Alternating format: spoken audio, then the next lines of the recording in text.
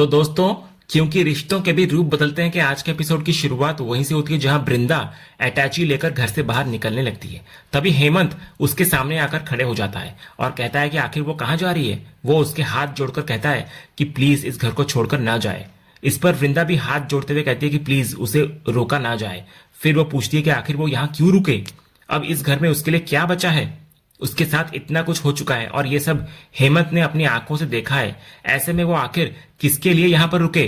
तो हेमंत उसको समझाते हुए कहता है कि अगर वो पूछ रही है कि अब इस घर में किसके लिए वो रुके, तो सबसे पहले उसे अपने लिए रुकना चाहिए। ये घर उसका अपना है और ये फैक्ट्री भी उसकी अपनी है।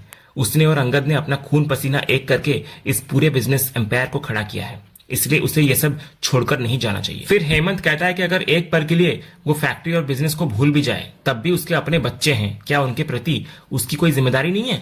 क्या वो उन्हें छोड़कर चली जाएगी? उन मासूम बच्चों ने आखिर क्या गलती करी है? उन्हें अपनी माँ की जरूरत है, अपनी माँ का प्यार चाहिए उन्हें। तो वो उन्हें ऐसी सजा क्यों देना चाहती है जिसके वे बिल्कुल भी हकदार नहीं है। हेमंत आगे बोलता है कि वो जानता है कि वृंदा बहुत टूट चुकी है। उसके दर्द को शायद कोई पूरी तरह समझ भी नहीं सकता, लेकिन वो एक माँ है, इसलिए उसे एक माँ की तरह अपने बच्चों के बारे में सोचना चाहिए और उनके लिए रुक जाना चाहिए। तभी वृंदा की नजर देव पर पड़ती है, जो गोद में उसके ही बेटे को लेकर बड़े प्यार से उससे बातें कर रहा होता है। वो बच्चे को देखकर कहता है कि उसका बेटा सबसे बड़ा और सबसे सफल बिजनेसमैन बनेगा और अपने पापा के साथ खूब खेलेगा। उधर हेमंत एक बार फिर हाथ जोड़कर वृंदा से कहता है कि वो बच्चों की खातिर रुक जाए।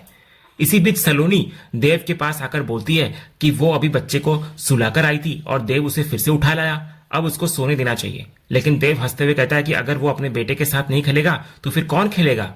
सलोनी कहती है कि अभी उसके सोने का समय हो गया है। ये सब कुछ देखकर वृंदा अपना चेहरा दूसरी तरफ घुमा लेती है। वो मन ही मन सोचती है कि ये बच्चा उसके और अंगद के प्यार की आखिरी निशानी है। उनका रिश्ता भले ही खत्म हो गया हो, लेकिन उनके बीच का ये रिश्ता आज भी उनके बच्चों के जरिए जिंदा है। यही बच्चे आज भी उसे उस परिवार से जुड़े हुए हैं, इसलिए चाहकर भी वो उन्हें छोड़कर नहीं जा सकती। वो बच्चों के लिए यहीं रुकेगी, लेकिन शायद उसके और अंगद का साथ अब हमेशा के लिए यहीं तक था। अगले सीन में हम देखते हैं कि अंगद तेज बारिश के बीच अकेला जंगल में भटक रहा होता है। तभी उसकी नजर एक साधु पर पड़ती है, जो ध्यान में लीन बैठे होते हैं। अंगद उनके पास जाकर बैठता है और कहता है कि वो वहां से गुजर रहा था, लेकिन जैसे ही उसने उन्हें देखा खुद को रोक नहीं पाया और उनके पास आकर बैठ गया।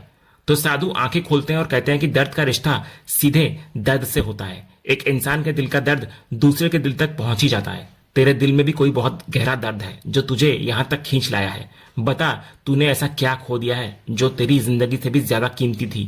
ये सुनकर अंगद की आंखें भर आती है। वो कहता है कि उसने सब कुछ खो दिया है, लेकिन अब उसे अपना खोया हुआ कुछ भी वापस नहीं चाहिए। वो सिर्फ सबसे दूर, बहुत दूर चले जाना चाहता है। अब उसे किसी की जरूरत नहीं है। साधु उससे पूछते हैं कि आखिर वो सबसे दूर क्यों भागना चाहता है, उसने सब कुछ क्यों छोड़ दिया, उसके साथ ऐसा क्या हुआ कि वो जिंदगी से ही हार गया। तो अंगद टूटे हुए मन के साथ कहता है कि उसके साथ किसी और ने नहीं, बल्कि उसने खुद गलत किया है और आज भी वो किसी का बुरा करके ही वहां से आया है। उसने इतना बड़ा गुनाह किया है कि अब वो इंसान उससे हमेशा के लिए नफरत करेगा और वो भी यही चाहता है कि वो इंसान कभी उसे याद भी ना करे। उसकी जिंदगी में जितनी भी खुशियां हो, उनमें उसका कोई हिस्सा ना रहे। उसे लगता है कि यही उसकी गलती की सजा भी है और यही उसका प्रायश्चित भी, इसलिए वो सबसे दूर कहीं खो जाना चाहता है। ये सुनकर साधु मुस्कुराते हैं और कहते हैं कि जो दर्द वो आज महसूस कर रहा है वही उसका सबसे बड़ा प्रायश्चित है, लेकिन यही दर्द उसे खत्म नहीं करेगा, बल्कि यही दर्द उसे आगे बढ़ने की ताकत देगा। इसी दर्द से उसके अंदर का जुनून जागेगा और उसी जुनून से पूरी दुनिया उसकी असली काबिलियत को पहचानेगी। इसके बाद कहानी में एक बड़ा ट्विस्ट देखने को मिलता है, जहां हमें इधर भी पूरे 10 साल का लीप देखने को मिलता है। लीप के बाद सबसे पहले वृंदा नजर आती है, जो अपनी कार चलाते हुए कहीं जा रही होती है। कार में उसका पसंदीदा म्यूजिक चल रहा होता है और वो आराम से ड्राइव कर रही होती है। तभी अचानक हेमंत का फोन आता है। वृंदा रास्ते में ही गाड़ी को रोकती है और फोन रिसीव करती है। उधर हेमंत पूछता है कि आखिर वो कहाँ रह गई। फिर वो उसको याद दिलाता है कि आज सलोनी की बहन प्रियंका को देखने लड़के वाले आने वाले हैं, इसलिए उसको जल्दी घर पहुंचना होगा। तो वृंदा कहती है कि वो बस रास्ते में ही है और थोड़ी ही देर में घर पहुंच जाएगी। हेमंत फिर कहता है कि ठीक है, लेकिन आराम से गाड़ी चलाना और बिल्कुल भी रैश ड्राइविंग मत करना। इतना बोलकर वो फोन रख देते हैं। इसके बाद वृंदा दोबारा गाड़ी स्टार्ट करने की कोशिश करती है, लेकिन कार स्टार्ट ही नहीं होती। तो मजबूर होकर वो तेज बारिश में छतरी लेकर बाहर निकलती है और खुद ही बोनेट खोलकर गाड़ी चेक करने लग जाती है। उसको पता चलता है कि इंजन ज्यादा गर्म हो गया है और उसमें से धुआं निकल रहा है। वो किसी तरह उसको चेक करके बोनेट को बंद करती है और दोबारा कार में बैठने ही वाली होती है कि तभी पास से जोरदार टक्कर की आवाज उसको सुनाई देती है। वृंदा तुरंत आवाज की तरफ दौड़ती है। वो देखती है कि दो युवा लड़के लड़कियां अपनी कार से उतर रहे हैं। उन्होंने सामने खड़ी एक दूसरी कार में जोरदार टक्कर मार दी होती है। तभी लड़का गुस्से में लड़की से पूछता है कि उसने ये क्या कर दिया, क्या उसे गाड़ी चलानी नहीं आती? तो लड़की घबराकर बोलती है कि उसने जानबूझकर नहीं किया। वो कहती है कि अब उसके पापा उसको बिल्कुल नहीं छोड़ेंगे। ये सब देखकर वृंदा उनके पास जाती है और सबसे पहले पूछती है कि दोनों ठीक तो है ना, कहीं किसी को चोट तो नहीं लगी? तो लड़का कहता है कि वो दोनों ठीक है। लेकिन लड़की रोते हुए कहती है कि चोट की बात छोड़ो, पहले गाड़ी देखो क्या हालत हो गई है। इस पर वृंदा मुस्कुराकर बोलती है कि ये बात तो उन्हें गाड़ी चलाते हुए तेज म्यूजिक बजाने से पहले सोचनी चाहिए थी। अब पछताने से क्या फायदा, गाड़ी तो ठुक गई है। तभी लड़का हंसते हुए कहता है कि आंटी, ये एवी के गाने हैं, इन्हें तो फुल वॉल्यूम में सुनने का ही मजा आता है। वृंदा तुरंत टूटी हुई कार की तरफ जाकर इशारा करके कहती है कि लो, मिल गया ना तुम्हें अपने एवी वाले गाने का फील। तुम लोगों को गाने से ज्यादा वॉल्यूम का शौक है और नतीजा सामने खड़ा है। ये सुनकर लड़की फिर से रोने लगती है। वो कहती है कि उसके पापा बहुत डांटेंगे, ऊपर से उसे ये भी नहीं पता कि ये कार किसकी है। अगर मालिक ने पुलिस में कंप्लेंट कर दी तो बहुत बड़ी परेशानी हो जाएगी। तो वृंदा उनको समझाती है कि घबराने की कोई जरूरत नहीं है, वो सब संभाल लेगी। फिर वो दोनों से कहती है कि वो दोनों सीधे अपने घर जाएं और आज के बाद कहीं घूमने न निकले। तो दोनों राहत की सांस लेते हैं, वृंदा को धन्यवाद कहते हैं और वहां से चले जाते हैं। अब वृंदा अकेली खड़ी सोचने लगती है कि आखिर ये कार किसकी है। आसपास भी कोई दिखाई नहीं दे रहा है ताकि वो पूछ सके। फिर वो खुद ही फैसला करती है उसका पूरा खर्च वही देगी। इतना सोचकर वो अपनी कार से अपना बिजनेस कार्ड निकालती है और टूटी हुई कार के वाइपर के नीचे रख देती है ताकि मालिक उससे संपर्क कर सके। इसके बाद वो अपनी कार में बैठती है और इस बार कार तुरंत स्टार्ट हो जाती है और वो वहां से निकल जाती है। अगले सीन में वृंदा घर पहुंचती है। उसको देखते ही सलोनी शिकायत करने लगती है कि उसे आने में इतनी देर क्यों हो गई। आज प्रियंका को देखने लड़के वाले आने वाले हैं और घर में कितनी सारी तैयारियां बाकी है। तो वृंदा मुस्कुराकर बोलती है कि उसे सब याद है। तो सलोनी फिर बोलती है अगर याद था तो इतनी देर क्यों की, वो अकेले कितनी देर तक सारी तैयारियां करती। वृंदा उसको शांत कराती है, पानी पिलाती है और कहती है कि अब वो आ गई है, इसलिए सब मिलकर आराम से तैयारी कर लेंगे। तभी मुन्नी बोलती है कि अगर पूजा चाची यहां पर होती तो सब कुछ कितनी आसानी से संभाल लेती। हेमंत भी भावुक होकर बोलता है कि सच में अगर पूजा यहां पर होती तो किसी को किसी बात की चिंता ही नहीं करनी पड़ती।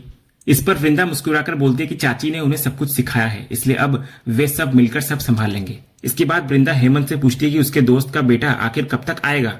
तो हेमंत कहता है कि वो 2 दिन पहले ही लंदन से लौटा है और सबसे पहले यहीं पर आने वाला है। इतना कहकर वो उसे फोन लगाने लगता है। इसके बाद वृंदा और सलोनी प्रियंका को देखने उसके कमरे की तरफ जाने लगती हैं कि वो ठीक से तैयार हुई या नहीं। लेकिन सलोनी जाते जाते अपने बेटे आरव को ढूंढने लगती है। वो उसे कई बार आवाज देती है लेकिन वो कहीं दिखाई नहीं देता। आखिर में वो मुस्कुराते हुए कहती है कि ये लड़का बिल्कुल अपने पापा पर गया है, जरूर उन्हीं के साथ कहीं पर होगा। अगले सीन में हम देव को देखते हैं जहां उसका बेटा आरव कहीं जाने की तैयारी कर रहा होता है। देव उसको रोककर पूछता है कि वो कहाँ जा रहा है। तो आरव बोलता है उसे स्कूल का होमवर्क करना है। तभी देव एक किताब निकालकर उसके सामने रख देता है और कहता है कि सबसे जरूरी चैप्टर तो यही है, अगर जिंदगी की असली परीक्षा पास करनी है तो सबसे पहले यही पढ़ना होगा। लेकिन आरव बोलता है कि पहले उसे स्कूल का होमवर्क करना है, ये किताब तो वो बाद में भी पढ़ सकता है। लेकिन देव उसकी बात नहीं मानता। वो किताब में लगी एक तस्वीर दिखाकर पूछता है कि उसे पता है ये कौन है। फिर वो खुद ही जवाब देते हुए कहता है कि ये देव डैडी है, यानी उसके आइडल। यही भारत के सबसे अमीर, सबसे सफल और दुनिया के सबसे बड़े बिजनेसमैन में से एक है। पूरी दुनिया के सबसे अमीर लोगों में इनका नाम आता है। देव बोलता है कि आरव को भी बिल्कुल इन्हीं की तरह बनना है। फिर वो खास तौर पर कहता है कि सबसे बड़ी बात यह है कि वो भी गुजराती है, इसलिए उसको हमेशा याद रखना चाहिए कि गुजराती मतलब बिजनेस माइंड और बिजनेस माइंड मतलब पैसा कमाने वाला दिमाग। गुजराती लोग बिजनेस करने और पैसा कमाने में सबसे आगे होते हैं। आरव मुस्कुराकर बोलता है कि वो भी तो गुजराती ही है ना। तो देव हंसते हुए कहता है कि उसे पता है, लेकिन सिर्फ गुजराती होना काफी नहीं है, उसे इतना अमीर बनना है कि पूरी दुनिया उसका नाम जाने। इसके बाद देव घर में लगी माँ लक्ष्मी की तस्वीर के सामने हाथ जोड़कर प्रणाम करता है और आरव से भी पूछता है कि उसने माँ लक्ष्मी को प्रणाम किया या नहीं। तो आरव तुरंत आकर हाथ जोड़ लेता है। तब देव उसको समझाता है कि सिर्फ उसके कहने पर नहीं, बल्कि रोज सुबह सबसे पहले माँ लक्ष्मी को प्रणाम करना चाहिए। अगर वो रोज ऐसा करेगा तो माँ लक्ष्मी की कृपा हमेशा उस पर बनी रहेगी और एक दिन वो भी बहुत बड़ा और अमीर इंसान बनेगा। अगले सीन में देव सलोनी के पास आता है और उसको पूछता है कि उसके माँ पापा कहाँ पर है। आखिर आज प्रियंका को देखने लड़के वाले आने वाले हैं तो उनका यहाँ होना जरूरी है। तो सलोनी कहती है कि हेमंत दादू ने उन्हें आने से मना कर दिया है, अभी तो सिर्फ शुरुआती बातचीत है, इसलिए घर वाले ही सब संभाल लेंगे। वैसे भी इतनी दूर से आने की उन्हें कोई जरूरत नहीं थी। तो देव ये सुनकर ताना मारते हुए कहता है कि दादू ने मना कर दिया और उन्होंने बिना कुछ सोचे मान भी लिया। वो कहता है कि आखिर ये उनकी बेटी की शादी है, उन्हें खुद सोचना चाहिए था कि शादी में कितना खर्च होगा, कितनी तैयारियां करनी पड़ेगी, शगुन देना होगा, थाल सजानी होगी, आखिर ये सब कौन करेगा। फिर वो चिढ़कर बोलता है कि क्या ये सारा खर्च भी उसे ही उठाना पड़ेगा, उसे तो ऐसे ससुराल वाले मिले हैं जो हर बात में उसी के भरोसे बैठे रहते हैं। इसके बाद देव सलोनी को पूछता है कि जिस रिक्लाइनर के लिए उसने 10 दिन पहले कहा था वो अभी तक क्यों नहीं आया। तो सलोनी समझाती है कि ऐसी चीजें आने में थोड़ा वक्त लगता है, लेकिन देव फिर भी नाराज होकर बोलता है कि आजकल तो 2 मिनट में डिलीवरी हो जाती है, फिर एक रिक्लाइनर आने में इतने दिन क्यों लग रहे हैं, क्या उसे विदेश से मंगवाया जा रहा है। इतना बोलकर वो बड़बड़ाते हुए वहां से निकल जाता है। तो देव के जाते ही सलोनी हल्की सी मुस्कान के साथ कहती है कि इतने साल बीत गए लेकिन देव आज भी बिल्कुल वैसे ही हैं, उनकी आदतें जरा भी नहीं बदली। अगले सीन में हम आरव को देखते हैं जो अपने कमरे में अकेला होता है। तभी वो चुपके से अपने बिस्तर के गद्दे के नीचे से एक फोटो निकालता है। वो किसी मशहूर सिंगर की तस्वीर होती है, लेकिन उसमें उसका चेहरा दिखाई नहीं देता, बल्कि वो पीछे की तरफ खड़ा होता है।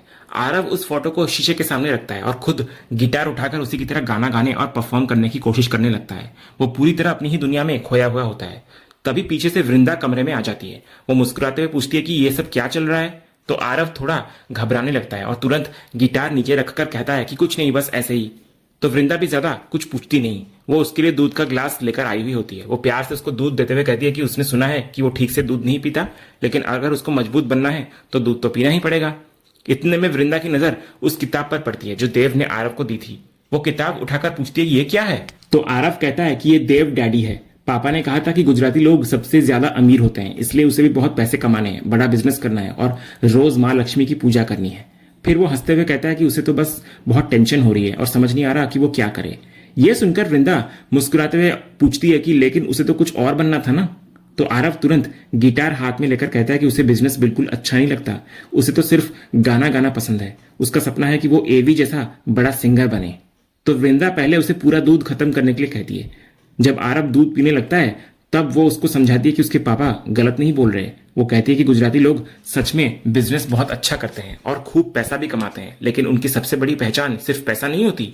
वो अपने परिवार से बहुत प्यार करते हैं, अपने संस्कारों को सबसे ऊपर रखते हैं और अपनों का साथ कभी नहीं छोड़ते।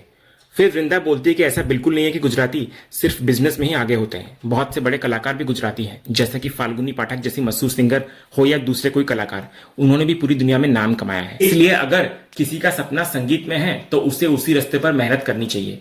और सबसे जरूरी बात है कि इंसान अपने सपनों के साथ साथ अपने संस्कार और अपने परिवार को कभी ना भूले। इतने में आरव पूरा दूध खत्म कर देता है तो वृंदा खुश होकर उसकी तारीफ करती है और कहती है कि यही तो उसका अच्छा बच्चा है।